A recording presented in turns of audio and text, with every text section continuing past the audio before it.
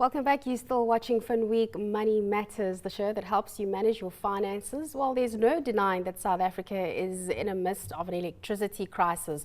Instead of complaining about the lack of energy that you're able to supply to the whole country, consumers can now take matters into their own hands and find out about what renewable energy alternatives are available to them, but at what cost.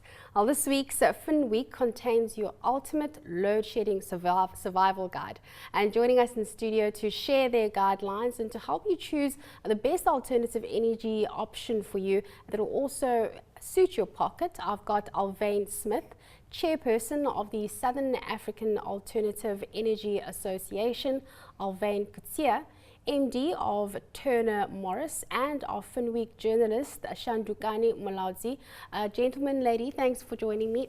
Shanduka, let me start with you. I know you've been covering this before we get insights from Alwyn C and Alwyn S. Just tell us, is it viable for us to get off the grid? Is this something that people are actually really looking into?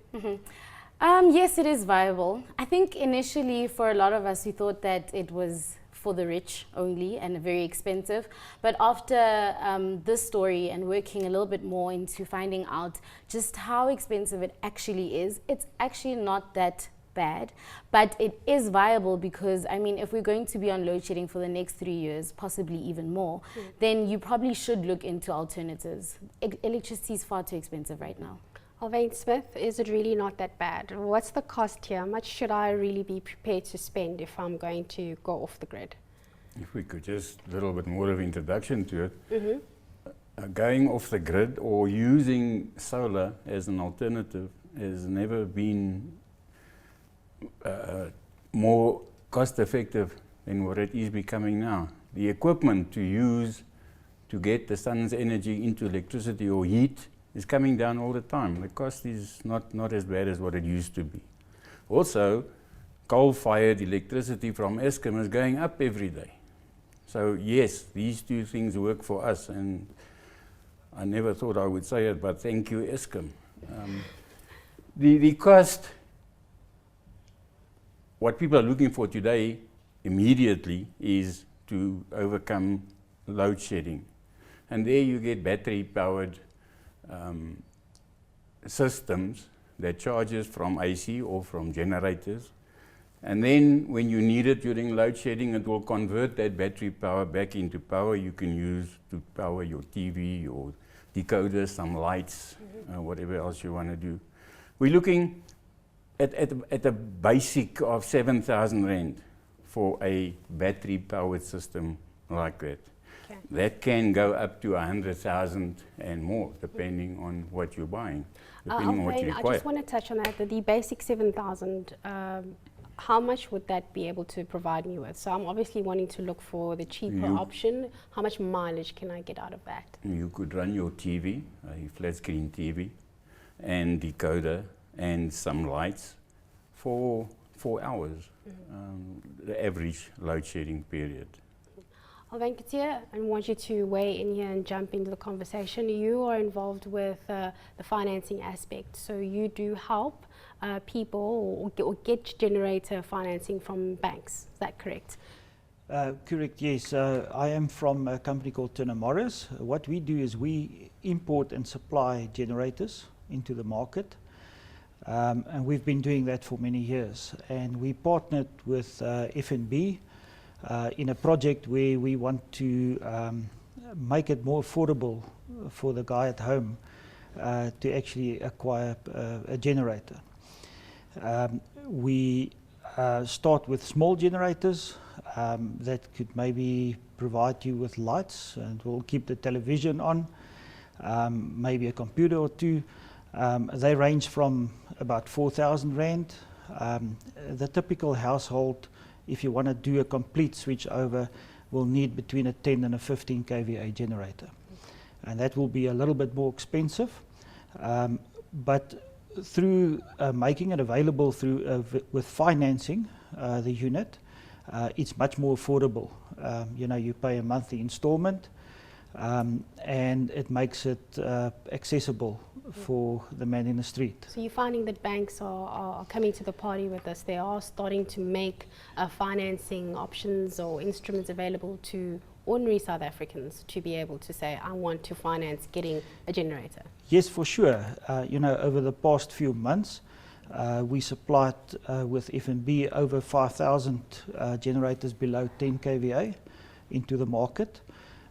We supplied and installed larger generators in excess of 6 million rand to larger households and businesses like restaurants, etc. So I think it's definitely more affordable if you finance it. It's difficult for a business or a homeowner to take out a large sum of money to purchase something like that. But it becomes easier and more affordable if you finance it and you pay it on a monthly basis.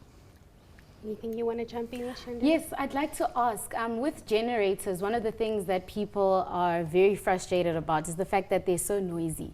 So I mean, if you're using it in the home, it's going to be a problem for your neighbors and for yourself too. So Alwyn Coetsee, in terms of that, how can people find different ways in which they can minimize the noise? Okay, there are a few options.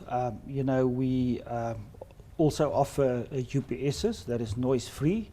It's something you install in your, let's say, garage or something in your house. You connect it to your electrical system. It will switch over automatically, and it's noise-free and don't need any human input. You don't have to go and switch something on or switch something over.